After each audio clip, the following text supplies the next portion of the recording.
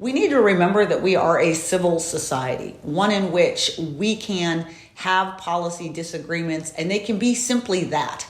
You can be passionate about it, but the demeaning and the attacking on a personal level and the motives of the other side is what's really behind a lot of this violence. Mr. DePape specifically targeted the Pelosi home to confront Speaker Pelosi.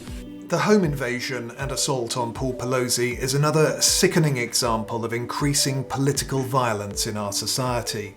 Capitol Police say they investigated some 9,600 threats against lawmakers in 2021. And while there's no easy solution, the political and media classes can help by avoiding hateful rhetoric aimed at their opponents. It's one thing to condemn the violence, but you can't condemn the violence unless you condemn those people who continue to argue the election was not real, that it's being stolen. I agree with the president that we should be condemning the comments that drive people to do this.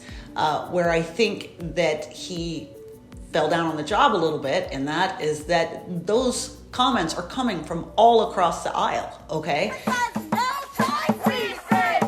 For instance, we had a potential assassination attempt on Brett Kavanaugh this summer. Is that in part because there have been Democratic lawmakers who have suggested that the court's illegitimate, that it's taken wildly inappropriate steps that are stripping Americans of freedoms, possibly? I want to tell you, Gorsuch, I want to tell you, Kavanaugh, you have released the whirlwind, and you will pay the price. Is it likely that some acts of political violence have been sown by Republicans who have argued that elections were a cheat, for instance? Yes. We're going to walk down to the Capitol. We need to, in general, everybody be toning down the rhetoric, have more respect for institutions and the processes as they play out. But no one political side owns this at all. Let's get back to work. What about the press? Would you say that there is a difference in the way that these incidents of political violence are actually being covered? And is that a part of the problem?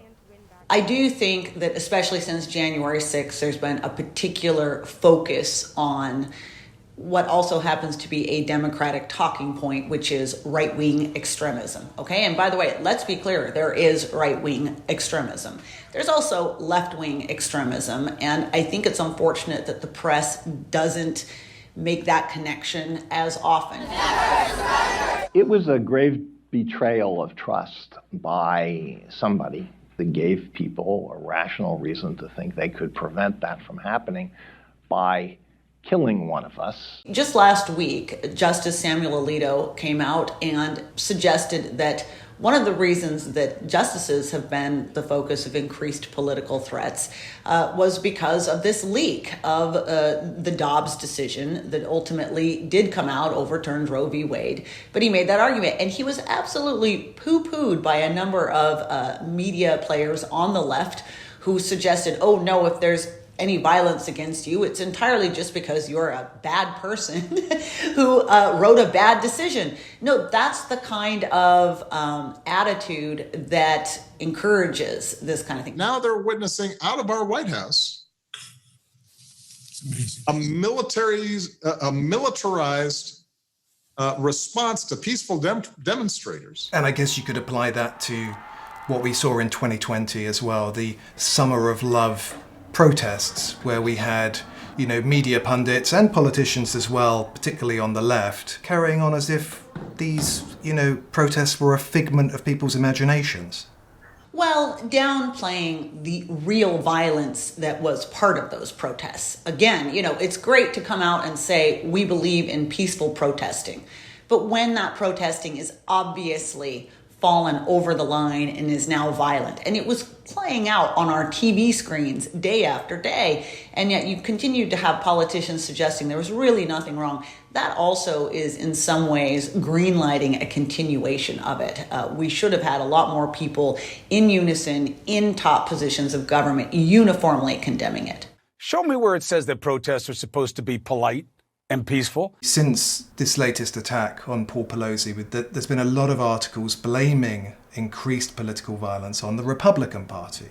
One of the more direct, shall we say, hit pieces came from The Atlantic, and they have a piece headlined, "Only the GOP Celebrates Political Violence." And that's followed by the subhead, "Both parties suffer partisan bloodshed.